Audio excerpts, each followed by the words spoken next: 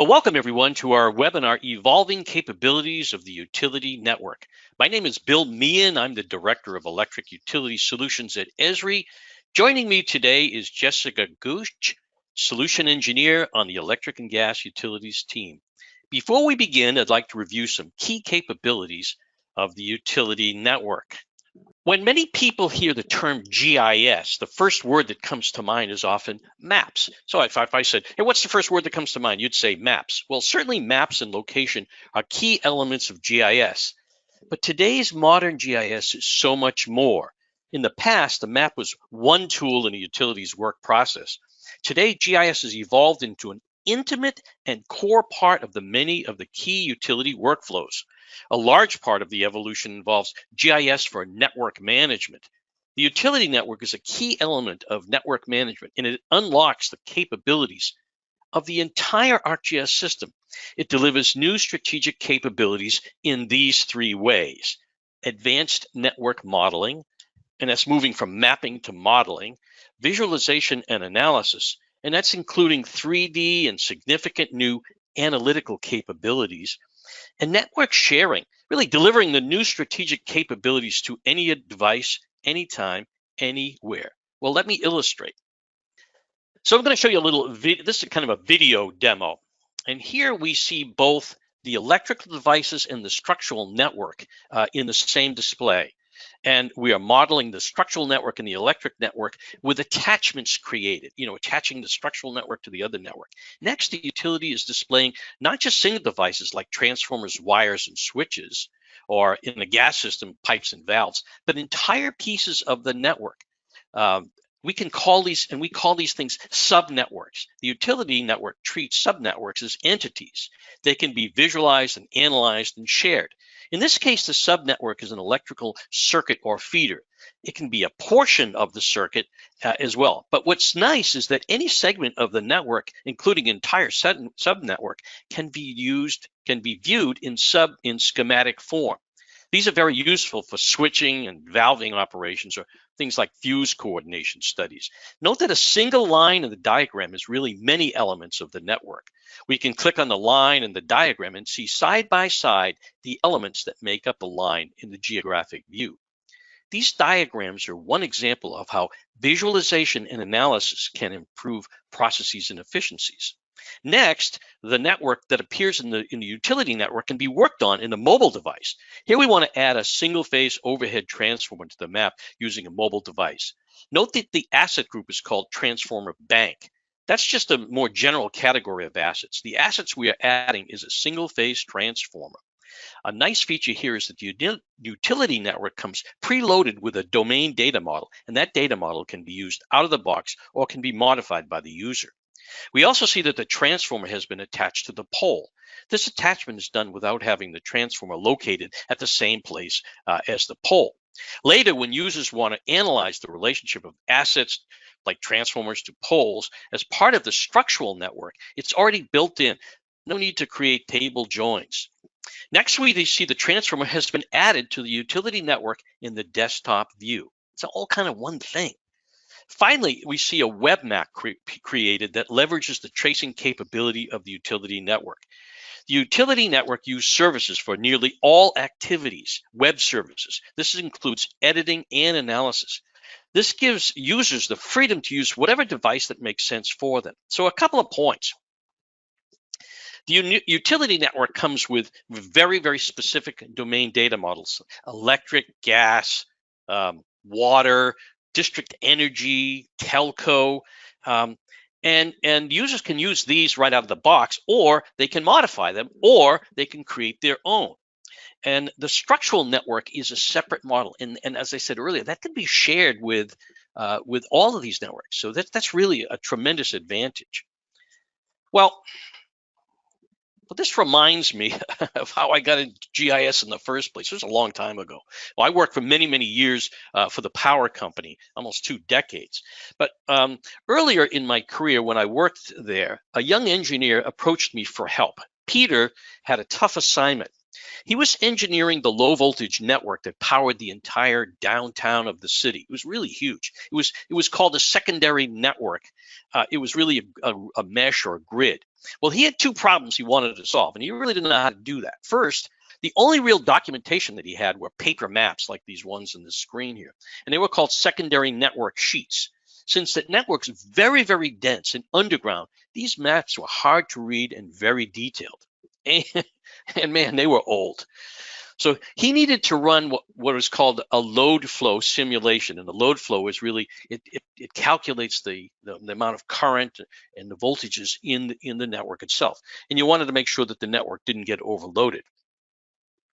But he also had another problem.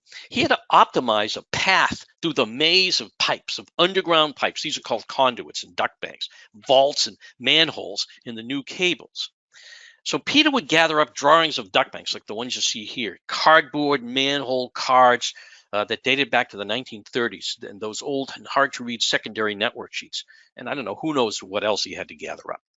But then, aha, so I sort of came up with this idea, why not create a digital version of the map? So you didn't have to kind of read them and transpose them and enter them into the computer for the simulation.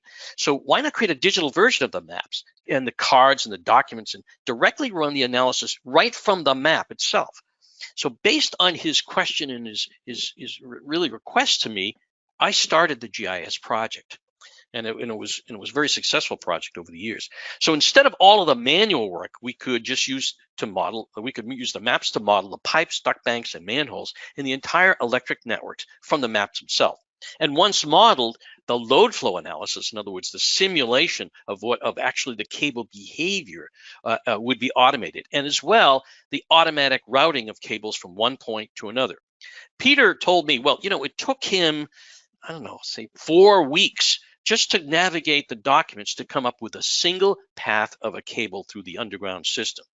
Because of course they were old, and I don't know if you've ever been in a manhole, it's really hard to visualize, it's hard to see. So in working for utilities, I note that while people use GIS for years and they modeled their electric system, not many have modeled the structural network, especially the ones that are in downtown cities. But this is a critical asset. In the utility network, the structural network is not part of any domain network itself, as I talked about earlier. That means that it can be shared. So a good example would be if I have a pole line and I want to use it for both electric and for telecommunication systems. You can use them both. You can just use a single network. You don't have to have this one pole for the same pole in two separate systems. So for example, you could share a pole with the electric, the cable, the fiber optics, or municipal fire alarm systems. Sometimes you see them on poles. So this is what the utility network does with the structural network. So it's really very interesting. I talked about it earlier, that the first thing that comes to mind when you hear the term GIS is maps. But I like to think of another term. So if somebody says to you, what's the first word that comes to mind? It says GIS. I like to think of the word discovery. Finding out something new, finding out something that you couldn't tell by just looking at a map. GIS allows you to discover things, and that's really the ability of that. And the utility network provides that kind of analysis and visualization. So I've got another video demo here, and these are about transmission lines. And notice that the transmission lines are not displayed on a flat map, but in 3D. It takes the notion of modeling one step further. There is another technology that's just kind of integrated called BIM, and it stands for Building Information Management. BIM integrates directly with ArcGIS to provide real-world representation of all kinds of assets and their surroundings. So they are like terrain and trees and buildings. And here, and I just showed you earlier a photo of the transmission tower and a virtual twin of that tower. Next is an example that we're showing you this now, where the utility network can simply place tower locations on a map. Simple templates allow ease of editing. I've cut out the ribbons and the commands for simplicity of this video. After the placement and, in effect, model building, we can then visualize these transmission towers as they really are. In this case, we're viewing H-frame towers that have been placed. So this is really, really interesting. So we're seeing them for real. Okay. So now comes the time for analysis. Using the 3D representation, here we can see the sag and the sway of the transmission line.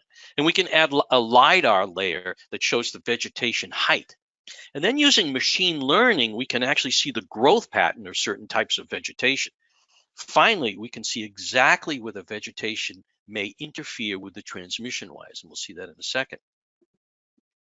Of course, this would, if these trees actually connected with the lines, you'd get a flashover and a tripping out of the transmission line. And I don't know about you, but I remember this pretty clearly. For those that might not have forgotten, the date of August 14th, 2003, three scrawny little trees grew into a major transmission line connecting the US and Canada. This caused portions of the northeastern United States and Canada to go black, and go black for quite some time, for many, many hours. Actually, I think it was a couple of days. So I come back to the same notion that this, what the utility network does. It's about modeling, not just mapping, but modeling, and then analyze and visualize, being able to see it and visualize it like we see here in this display. But then more importantly, to share that information, not just with ourselves, but literally with anybody that we want to. So to me, a true GIS could do all of those things. Again, it's about discovery, not just maps. It could feed real-time systems, and it could consume real-time systems, actually, provide the data to network analysis, like that's what Peter was trying to do, and assist employees in seeing exactly what's happening. So I didn't know it at the time, but I do now. What we needed all along, and what Peter needed all along, and what we really all need all along, was a kind of digital twin. And Jessica's going to talk a little bit more about that later. I got into GIS. It's really how I got into GIS, to make work a whole lot easier, safer, and efficient. So this slide illustrates the capabilities of the utility network. It models really every aspect of the physical network, from generation all the way to the customer equipment. It provides all kinds of analysis capability, 2 and 3D visualization. And because it's built on web services, it provides unparalleled secure sharing of information, both inside and outside the organization. You can see here from this display, the advanced network model. You've got structured networks, domain networks, terminals, network tiers. Network tiers are like transmission, distribution, low voltage, or high pressure distribution, transmission, so forth. Subnetworks are what I talked about earlier, kind of groupings of pieces of the network. And asset types and groups, really being able to organize your work. And of course, in visualization, it contains containment, which we're going to show a little bit later, tracing through the network, and diagrams. Those are the schematics that we showed. And of course, access and roles and services space. So the utility network is the foundation for modern network management and the digital twin.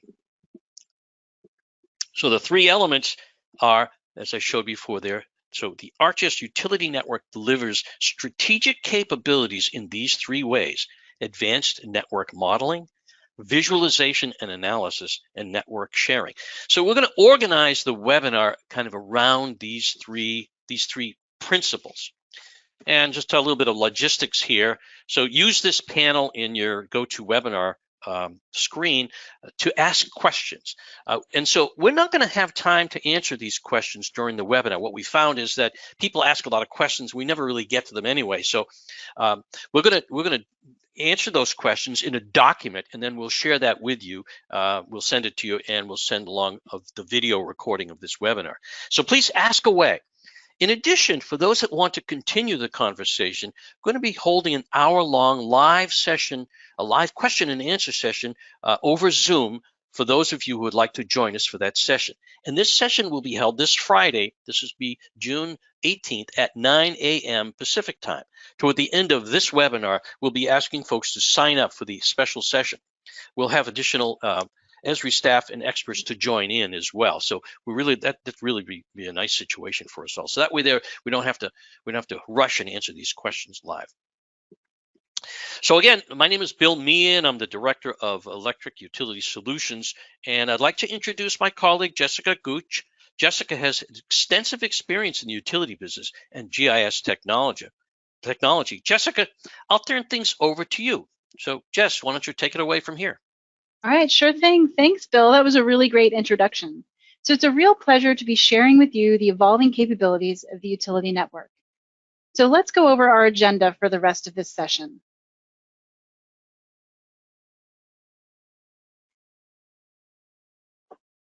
First, we're going to have an introduction to Esri.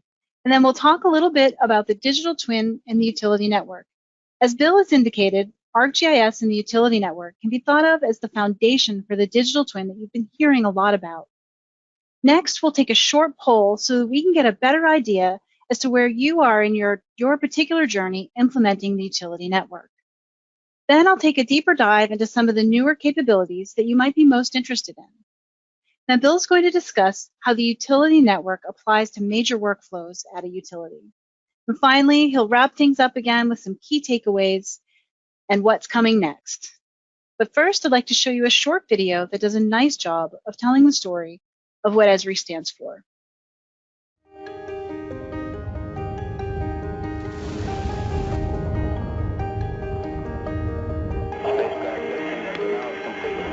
Where digital transformation is taking place and the world changes in the blink of an eye, Esri users are unlocking the full potential of data to solve real problems in real time. They use location and geography to integrate, analyze, and understand all types of data. They embrace the science of GIS, science that Esri pioneered, and its users continue to advance. Organizations everywhere see data in new ways through a common visual language. Informed, inspired, and empowered by the science of where, pushing the boundaries of geography to create deeper insight and understanding. The science of where is the science of exploration and navigation, the science of the grand and the granular. This is the science of development and the science of sustainability, the science of power and the science of peace, the science of will, the science of wonder, the science of where.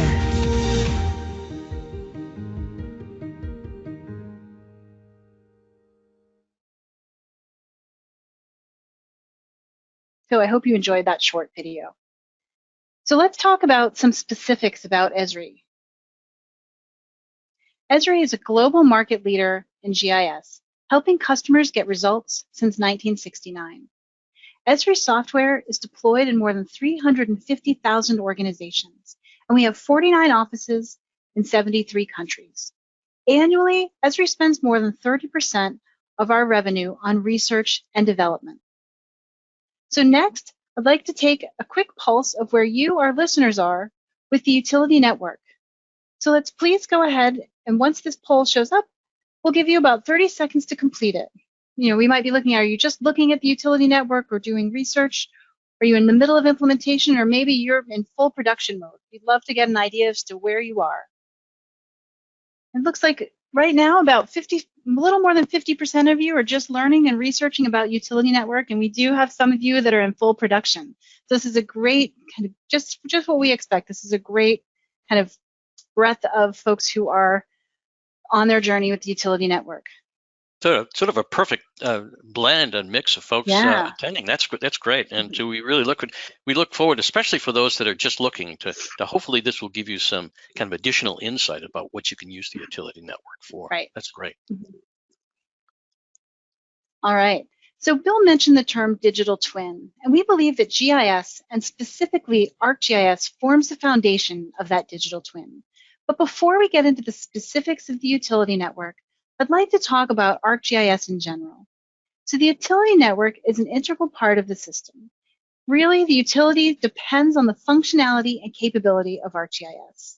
Our colleague Pat Hall likes to break down the notions of a comprehensive GIS into 3 different verbs: capturing, understanding, and sharing. You can't discover patterns, trends, or hazards unless you capture as much information as possible. You can't discover causes until you analyze what you've captured. The more information, the better. And finally, you can't discover if you don't share what you've captured and understood with others. That's why GIS is such an important part of transforming utilities. Now, ArcGIS is organized around these 3 words. We've got capture, which is a system of record as the means to capture and organize your information. This is where the utility plays a dominant role, capturing information about the utility network. That includes both static and real-time data. One of the major end products of the utility network is a comprehensive system of record. To understand, a system of insight turns information into decisions through analytics and visualization. Once information is captured, it can be understood. And finally, sharing, a system of engagement to share and collaborate with both internal and external shareholders. ArcGIS is a comprehensive GIS. So next, we're going to talk about a timeline of when technology or terminology was introduced into our vocabulary. IoT. Sensors are everywhere today, and location plays a strong role in their usefulness. IoT stands for Internet of Things, mostly real-time data. Smart grid, introduced early this century, began the conversation of capturing consumption information from customers, renewable energy, and the notion of self-healing grids. Grid modernization was about resiliency, security, and reliability, hardening the grid. Sustainability began to be introduced. Digital transformation. This is more of a concept of completely rethinking how work is done. That notion is very much still alive today. Energy transition. Building on the great grid modernization, renewable energy, and sustainability all take center stage. And finally, the digital twin. While this term has been around for quite some time, it's about a true digital representation of nearly every part of our society. As Bill has noted, GIS forms the foundation of that representation, integrating other systems, bringing in real-time data, and sharing that data broadly. So a definition of the digital twin as we've come to understand it. It's a virtual representation of the real world, including physical objects, processes, relationships, and behaviors. In many ways, ArcGIS can be described in much the same way. The utility network focuses on the physical aspects of the digital twin and lets the rest of ArcGIS handle those behaviors and relationships. So the question is, what does the digital twin do, and really for what purpose? It's there to help you understand your operations, make smarter and better decisions about your infrastructure, and help to plan for your future. So as Bill has stated, the ArcGIS Utility Network delivers strategic capabilities in these three ways: modeling, visualization and analysis, and sharing. So I'm going to show you some of the new concepts of the utility network organized around these three concepts. So let's get right into these demos. We're going to take a look at the new non-spatial objects mapping in the utility network, which allows you to visualize and map your underground network, as well as how we can use topology, attribute rules, and contingent values to ensure data integrity and increase the speed and accuracy of data editing. So you're all familiar with the structure and domain networks and how they're organized and show spatial objects. So the real power and the way that we're able to model both spatial and non-spatial objects is the connectivity that we have between the structures that are drawn on the map and those non-spatial objects that are part of the content that are housed within those structures. Duct banks in the map can be associated and connected to the ducts that are within the duct bank, but not drawn on the map. So when I select this duct bank here, I can see that it has 36 ducts. We can select that duct, and then we can view it in our relationship table. And so what this does is it's going to allow us to model our cable network using spatial and non-spatial objects that are built right into the system. Now, as part of a new construction project, I need to identify some open ducts in my system that meet specific criteria, so now I know where I can add in a new conductor. So we've set up a task within our project that will walk us through each step. Setting up tasks is one way that you can streamline your common workflows and make it easy for anyone to run a workflow. So I want to go in first, and I will locate the start of my trace, which is going to be at this first electric manhole. And the tasks are going to walk me through each step as I add in my trace starting locations. So once I add in that second starting location, we'll let this run for a second. The next thing that I'm going to need to do is to check the parameters of my trace. So I add in the starting location at manhole number 94. We go back to the task and we run to the next step. So this trace is saying, show me any available ducts where the diameter is greater than 6 inches or where there's a minimum bend radius of 12. We're then going to look at life cycle status to make sure that it does not include any ducts that are already in service. So we've run our trace, and now we can send the results to our engineers so that they can continue their work. So the next thing that I need to do as part of this project is I need to place a cable into one of the ducts within my duct bank. So the first thing that I do is I come into my duct bank and I need to select that. So as I select that, we are going to have both a duct bank and a medium voltage cable. And we're going to assign this cable to an empty duct. So once I select that one duct, I can then open up my Modify Associations pane so that I can add the cable into the duct. We select our duct, and then we come in, we're going to select our line. And so we have both a low voltage and a medium voltage line here. So I'm going to delete that low voltage conductor. And now when we go back and take a look at the attributes of this duct, you can see that it's now going to contain that medium voltage cable. And if we did a trace for open ducts, this is not going to show up in our list. This is how you can associate your cables with a duct in a duct bank by editing those non-spatial objects. So now I need to identify what ducts within a duct bank have cable in them. So we're able to do this by tracing cables within a duct bank and show how you can represent where in the duct bank these cables are located by showing the structures in a butterfly diagram to visually represent which ducts have cable running through them. So we've set our trace starting point on the cable, and we now need to set the parameters of our trace. Once the trace runs, we'll see the assets involved in the trace light up. Now, historically, being able to know where these cables are located underground within the ducts in the duct bank has been a really long and time-consuming process that could take weeks. Now it can all be mapped right in your GIS and viewed from the office. So as we zoom into the area, once this trace is completed, we're going to be able to view that vault structure and the knockouts, as well as the duct bank and the medium voltage conductor. So you can see in the butterfly diagram the walls of the vault and which ducts the cable is running through using those non-spatial objects functionality built into the utility network. So next, let's talk about those rules and contingent values. Network rules and attribute rules are an integral part of the utility network. Here we're going to show you what happens when a GIS technician is editing in the utility network that has rules and topology set up. So as I go to place my pad-mounted transformer, the network rules only allow me to place this on the underground line. Now further, when I validate my edits, which we'll do in a second, I see that I'm going to have an error message. Now in order to complete my edits, I would need to add in additional devices to perform a valid edit here because devices with multiple terminals cannot be mid-span without doing some additional editing.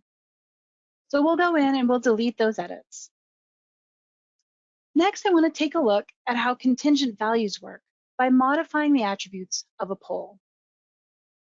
We're going to come down here and select our pole, and we want to take a look at the height, material, and how the pole is set. Now I have some paperwork that tells me that this is a wooden pole, but when we come here to look at the attributes, it says it's steel. So I'm going to change the material type to wood. And as soon as I do that, we're going to see that I'm violating a contingent value and I'm unable to apply edits. I'm going to change this to a valid attribute and then see that I'm violating a second contingent value. I need to change how the pole is set. So once I choose all of the attributes that are valid, I can then apply my edits. This is one way that we can keep our data clean and accurate by using contingent values. Now in the utility network, there are many tools that you can use to help manage and streamline editing. You can create templates that allow you to add in multiple related assets at once, such as when you're adding in a transformer bank or adding a new service with a solar panel. These templates are pre-configured with all of the assets and associations for this group. This is going to help increase your editing efficiencies and allows you to set up these different templates for frequently used workflows. You can see here, once we're done editing, that this edit template has added in a low voltage conductor pole, its low voltage conductor, poles, service, solar cells, and associations, all by using only one tool. So, all right, Bill, you've been in the industry for a while. Is there anything here that you saw that you want to elaborate on? Oh, this is so exciting because for years I've been, how do we really do this underground modeling stuff? it's been really difficult. So, well, I'm going to ask you a question. Well, first of all, the answer to your question is it is fantastic. I mean, just think about the time that you save. But not only that, look at all of the the modeling that you can now do that you've never been able to do before. I don't know, when we used to model some underground cables, not just underground cables, but literally any kind of cable, you'd had to make sure that every cable or conductor was in its own separate place. And if you ever got too close, they might connect. And that's exactly what you don't want to be able to do. So I'm going to ask you a question. So you mean to say, so if you mean to say that if I have an asset like a cable or a conduit that does not have an actual coordinate location, it can still be treated like a GIS entity, like a GIS object? Absolutely. Yep. Yeah. Using those related tables, you're able to now model and map all of those different cables and conduits that are inside those duct banks. Yeah. And be able to run traces through them. And one of the things that I already know the answer to the question, but I'm going to ask you this question anyway, is so let's say you've got this non-spatial object in a duct bank, but let's say it comes out of the duct bank or out of the conduit and goes up the pole. So now that's a regular spatial object, not a non-spatial. So I can actually trace from a regular spatial object to a non-spatial object back out to a spatial object. You can absolutely. That's absolutely right. You can do that, Bill. That's fantastic. That's going to really solve. If you think of what Peter was trying to do, and he was trying to route cables through duct banks. Not only that, but you've got rules. I mean, you're routing subject to these particular rules. That's really cool. Right. Yeah. So I'm just going to kind of summarize what's going on. So we're going really from a map-centric approach to a model approach. That's what the utility network does. And these models really reflect the trend towards a digital twin. And productivity will increase substantially. And one of the biggest issues, and then kind of into the next phase of your demo, one of the biggest issues for utilities is data quality.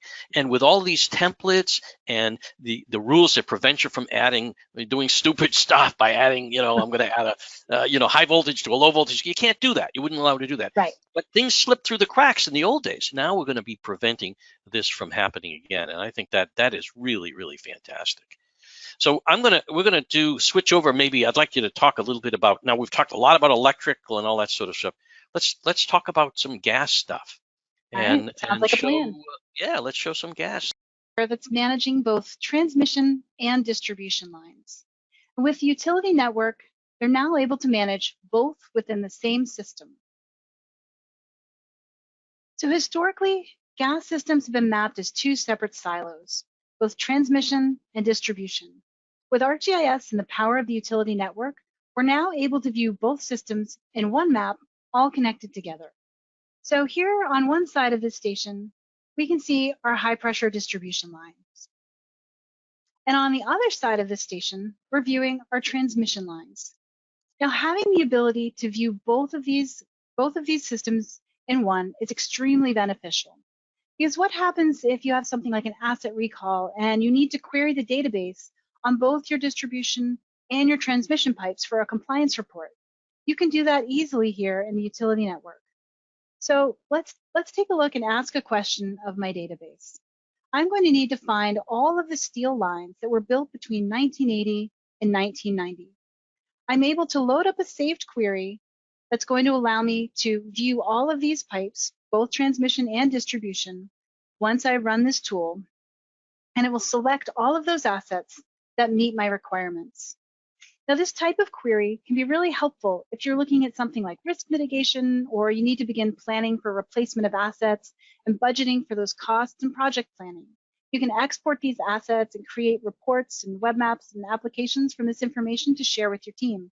This is just one example of how having both distribution and transmission in the same map saves you time and helps you to increase your efficiency. So we can also, within the utility network and ArcGIS Pro, we can use our location referencing tools to gather information on routes and measures and calibration points on our data that's part of the utility network.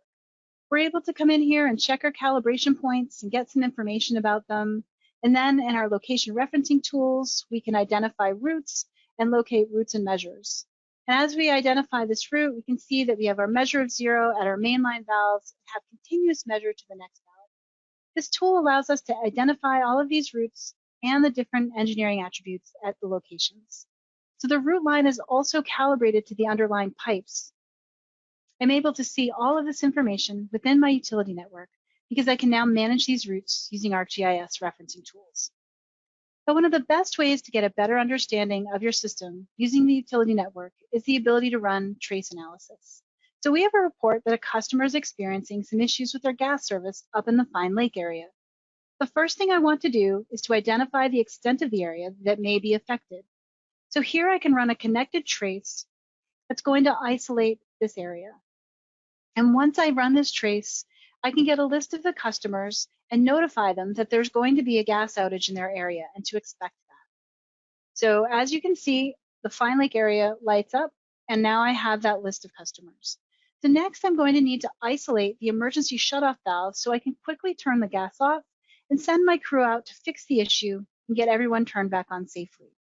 So here I'm able to run a pre-configured isolation trace and identify those two emergency shutoff valves. So as we run our trace, we can zoom into those two valves and shut off the gas and get to work. So have you ever run into the issue in your GIS where you're asked the question, what's contained within that assembly or compressor or regulator station or substation? Historically, the GIS team would map to the area, but the details might be in a CAD drawing that were referenced. Now this worked okay, but we really needed a better way to be able to map what was inside those containers so we could run traces or map assemblies without having to add in things that aren't really there. So when we look inside this compressor station, we can now view all of the assets that are within that station. So let's take a look at another example. Have you ever tried to map a T-assembly? It usually ends up as a bunch of points stacked on top of each other, or maybe you've added in a bunch of pipe to make it look right. So when we enter containment here at this fitting assembly, we can see all of the details inside, like the fittings and the welds and the T's. And because it's part of a network, they're all connected together by associations. We can run tracing right through these assemblies and include all of these different devices. So Bill, have you got any additional comments about what we just saw? Oh yeah, I mean this is really terrific. When I worked with some of the gas folks, there was always this issue of having to have these silos, one of transmission and one of distribution. The problem though is this thing in between, which is high pressure distribution, because high pressure distribution can in fact be treated like transmission, but it's run by the distribution people. So you've got this sort of mixed bag of transmission, high pressure distribution, and distribution. Here we're showing it all together, and we're really integrating in with the ArcGIS pipeline referencing technology that we've been using now for a while. So this is kind of all worked together, and it's really, really terrific. The other comment I would make is about this notion of container and showing what's inside something.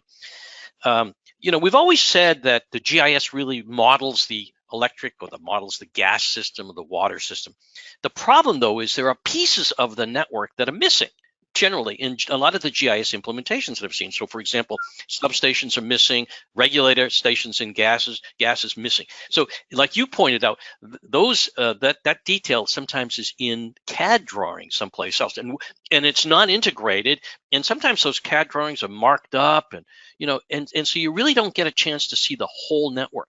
This is an opportunity for us to pull all of the pieces together, because we're going to talk about a digital twin and a true model of the electric system, or the gas system, the water system. You have to have it all together. So just a couple of points. This is a wonderful new tracing and visualization and analytics of both distribution and transmission. It reduces the data preparation terrifically for transmission integrity management programs, which is this compliance. You really have to do that stuff, and it takes a lot of time and effort. And it reduces the IT cost of ownership, so you don't have to maintain two systems and try to coordinate it. You've got duplication in one system or the other.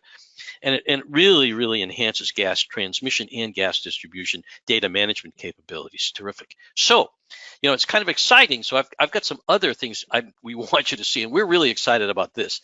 We want to talk about the field and what happens in the field. Can we get the utility network within ArcGIS Pro? But let's take a sneak peek at what's coming up in ArcGIS Field Maps. As the premier application for mobile workers, ArcGIS Field Maps is where mobile work gets done. We're excited to show you today some new utility network capabilities that we're currently beta testing in the iOS platform. So what we're looking at here is a web map that exposes the utility network. Because of this, all of the sophistication and power of the network immediately becomes available to me as a mobile worker. So the layer tool, for example, shows the rich data model that's inherent within the utility network. All of the tools available in ArcGIS field maps just adapts to the fact that the utility network is present. So if we select a transformer feature, that feature knows that it's part of the network. And because of that, other feature actions are possible when this type of device is selected. So let's take the common scenario of an outage of the network. Now it's my job to diagnose the issue to get the power back on for our customers. I've received a report of an outage in the area, and we saw some smoke emanating from this transformer. Now, from this point in the network where the outage was reported, I'm going to be able to trace the network on my device to better understand the scope and impact of the outage. Now, what we're seeing here are examples of what are called trace configurations. Those have been configured in the utility network and exposed to me as a mobile worker through the web map. It hides the complexity of tracing and allows me to get just the relevant information that I need to get my work done. So I'm going to do a downstream trace, and I'm going to select the low side of the terminal here because it's going downstream from the terminal. Now this gives me a quick view of everything that is downstream from the terminal. Specifically, it's also going to return what's called a function result. With these function results, I can do things like return the number of customers that might be affected by this particular outage to get an idea for the scope. Now, transformers don't typically fault on their own, so I need to get to the root of the problem and fix that. So what I can do from the same transformer is I'm able to trace in the opposite direction because of this configured trace configuration. So there's another named trace configuration here that allows me to trace upstream with a single tap on my device. Here from the high voltage side of the transformer. Now this trace is going to end at a substation. So I'm going to want to zoom into that substation to explore a little further to see what's going on. Now this substation acts as what is called the container, which we talked about a little bit earlier in our gas demo.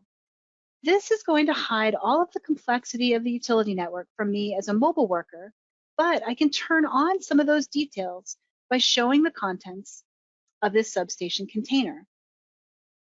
And so now as I zoom in a little bit more on this circuit, I'm going to be able to show connectivity. So I can see both what's inside there, but I can also see how these different devices are connected together, which is part of the utility network model and showing the associations and the devices connected.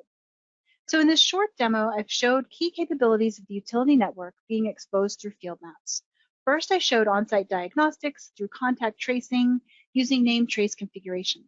Next, I showed putting the power into mobile workers' hands by allowing them to show containment and associations like substations, but also visualizing electrical connectivity between all these different objects, all being critical aspects of mobile workers' day-to-day at a utility. Well, that's it for me, Bill. I'm going to send it back to you.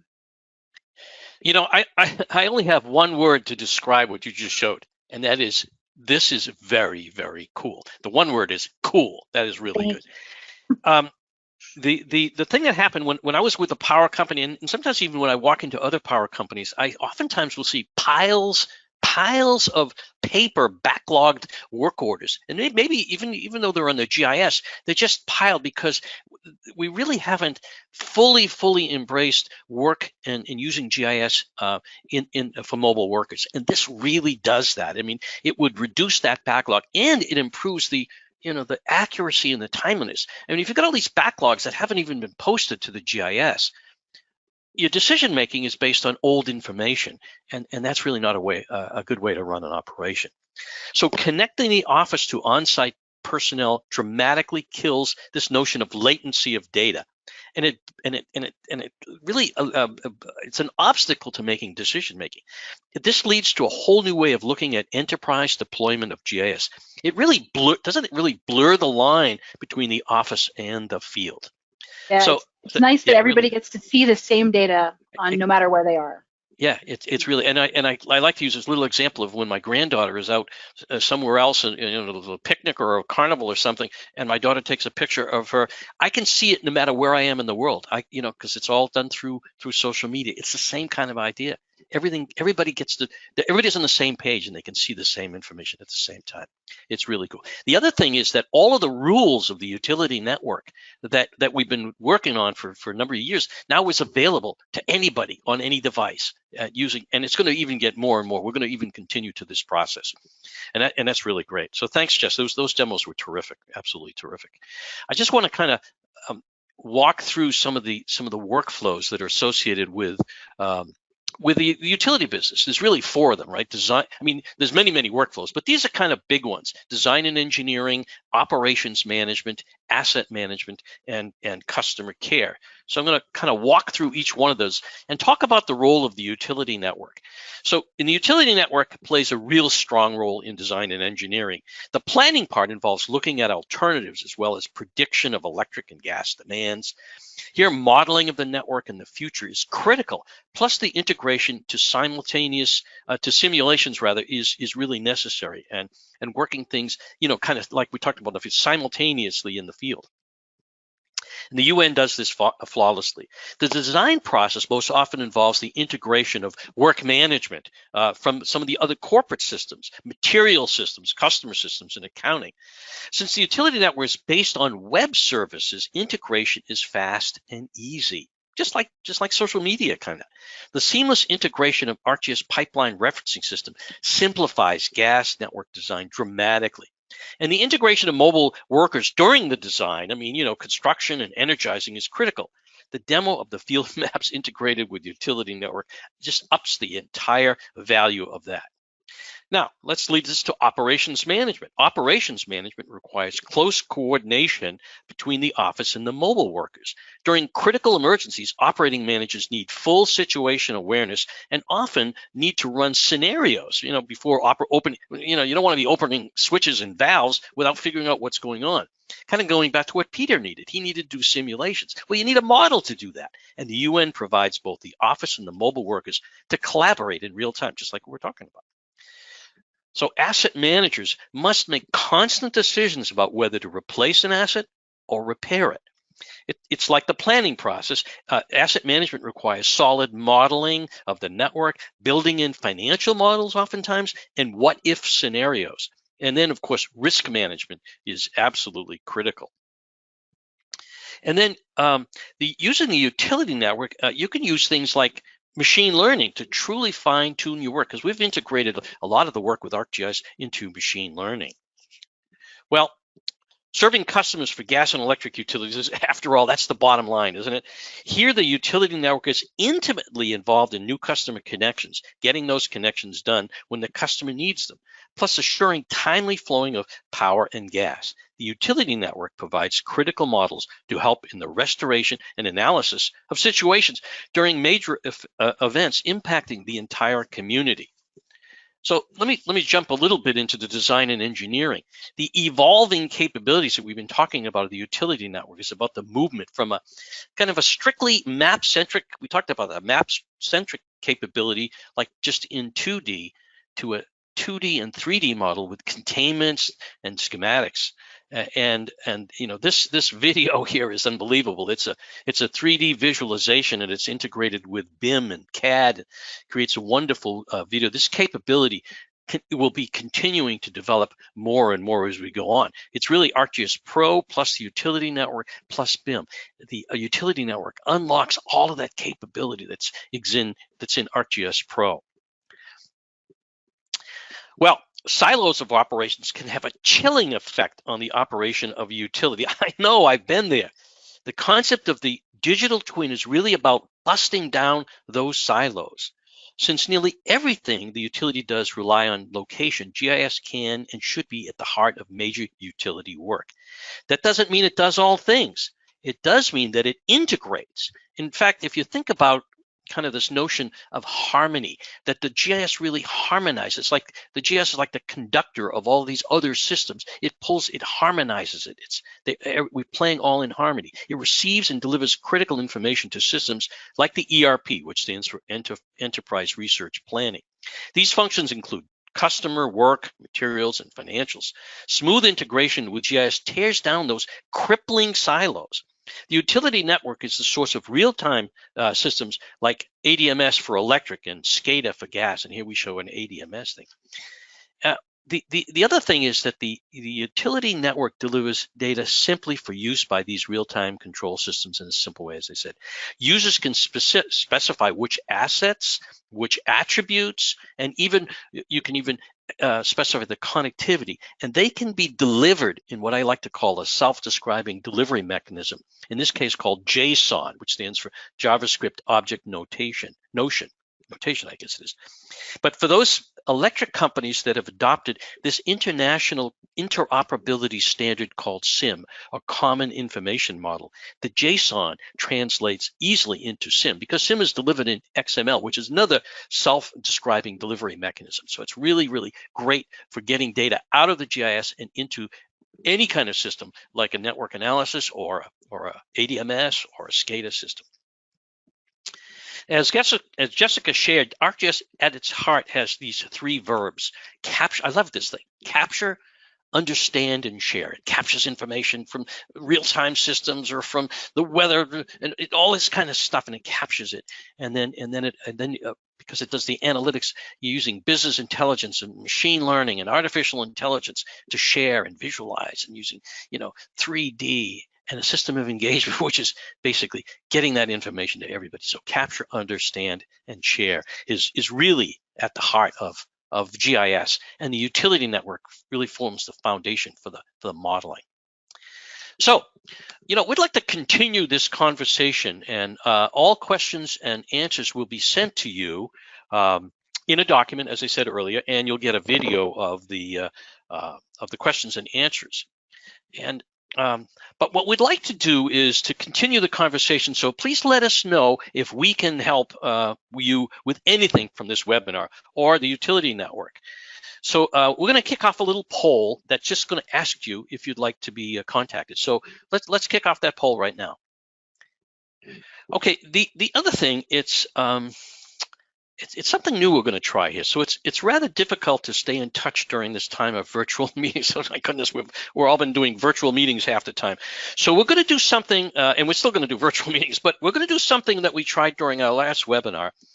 We want to help the community connect around the concepts of the utility network. So on Friday, June 18th, this coming Friday at 9 a.m. Pacific time, we're going to hold a follow-up discussion. Remember I said we're not going to answer questions during this webinar because it's just rushed and it's the end. Instead, we're going to have an hour-long Zoom call. So if you want to be part of that, we can do that. This is an opportunity for you to talk to your peers and ask us. And we're inviting you to participate. So please let us know if you'd like to attend now by using this new poll that we're going to run right now. So the idea would be, we can invite you to this Zoom meeting, and we'll send out an email and we'll tell you, we'll be on the Zoom call. And so we'll be able to talk, and it'll be open discussion and open dialogue.